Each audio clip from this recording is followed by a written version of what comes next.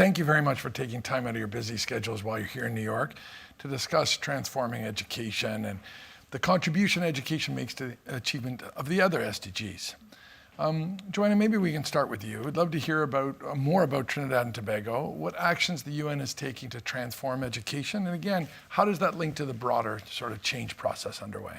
Thanks, Robert. This is a great opportunity to talk about education and its transformative effect on all other sustainable development goals. In the Caribbean, the governments have realized that education transforms societies in a big way early on, and they have a very high level of education. In Trinidad and Tobago, they have also used the COVID pandemic to open the door for modernization of the education system.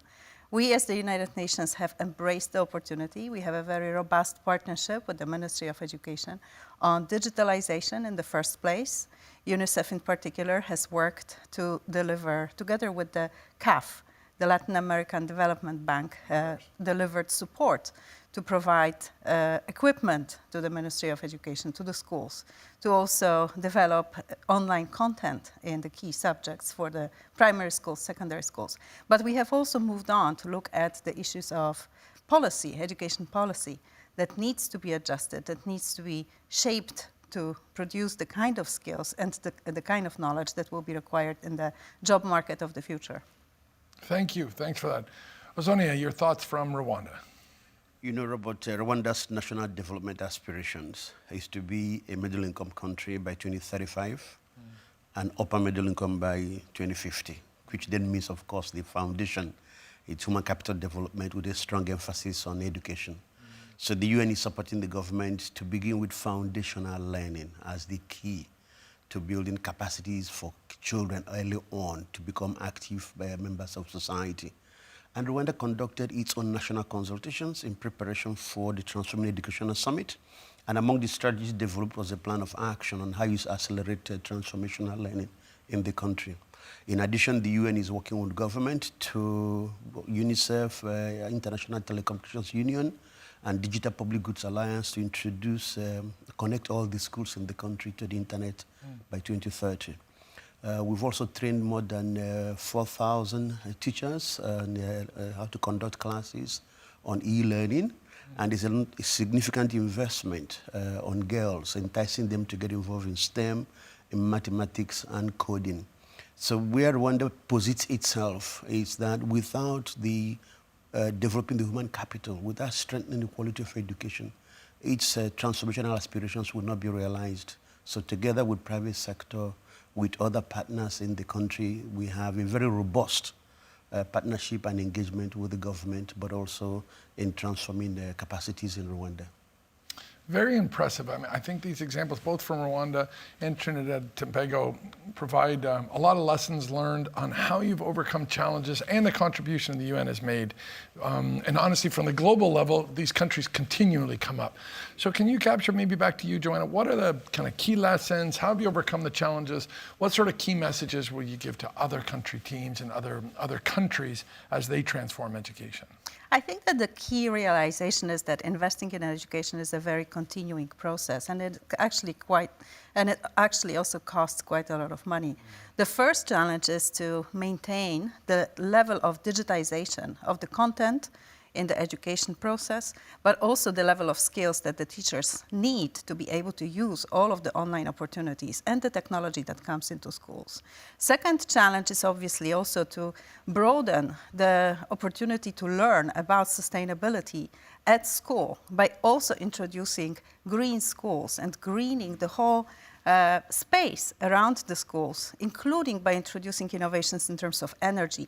And here I also wanted to mention the partnership with UNDP, which is installing solar panels at schools as a way of improving energy efficiency of those schools, but also as demonstrating to the children what can be done in practical ways in order to transition. But one of the most important elements for the United Nations is not to leave anyone behind and outside of the education system. And here we are focusing on the rights of the Venezuelan children who are also being prepared to enter the education system in Trinidad and Tobago. And this is a continuing challenge, and we are really, really waiting for and hoping for a very quick opportunity for so many Venezuelan children who are already qualified to enter the schools in Trinidad and Tobago. You've raised some really key points, Joanna. Let's hear more about Rwanda. Do those topics resonate also in Rwanda? Or I'm sure there are others. They certainly do resonate. Yeah. The key realization for policymakers and decision makers is that education is not like instant coffee. Results do not just materialize overnight. It's a long-term investment. But you reap the dividends in the ability of the children to then compete globally. Like Rwanda has now, is the 5th country in Africa to join the globally competitive education attainment standards for PISA. And then the ability for them to become productive in the workforce becomes absolutely important. The key difference that I see in Rwanda is not just the development of strategies, because literally every country in the developing world has all kinds of strategies. Is the commitment of the national leadership, is the commitment to results, is the accountability for checking in on results, the openness of the public administration to feedback.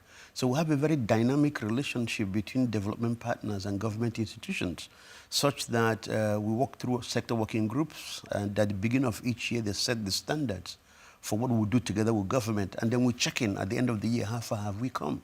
And then we increase the ambition level for the following year. So this investment allows us to see over a period of time how much traction has been realized in the educational sector, but also using standards like PISA now to check the attainment. And if I reflect a little more on some of the challenges that we are facing in Rwanda as well, you will find that two biggest issues. First, of course, is issues around capacity gaps among teachers, but also capacity gaps, infrastructure gaps. And sadly, Rwanda is affected by natural resource constraints. Heavy flooding and rains. Many of the communities, we say Rwanda is the land of 1,000 hills. So many of the communities sit in floodplain areas. And so when these heavy rains come, they destroy infrastructure, which includes schools infrastructure. So the investment that Rwanda makes, it continues to remake the same investment just to be able to offer the children of Rwanda a sense of hope, which is what we owe our young citizens in every part of the world. Really appreciate that, Ozonnia. Maybe just as we're wrapping up, well, thanks. Thank you. Thank you for your leadership of the UN. Obviously, when I'm hearing you speak, leadership is absolutely key of the governments, of partners, and of the UN system. So greatly appreciate your continued leadership. Maybe just a sentence of takeaway message from each of you as we're wrapping up. Joanna? Invest in children, invest in education. It's going to pull and transform all of the society into the society of the future, into the skills of the future that we all need. Fabulous. Much appreciated. Ozonnia, final words. Yet, investment in education is future-proofing your human capital to be competitive in the world of today, particularly through digital learning and digital learning skills. And we see the difference in terms of how far Rwanda has come in the last 30 years since the genocide against the Tutsis. So it's a real pleasure for me, my UNCT colleagues, to be working with the government of Rwanda and all the partners in driving this transformational agenda. Well, so do come visit Rwanda. I will. Thank you very much. Thanks to both. Thank you. Thank you very much.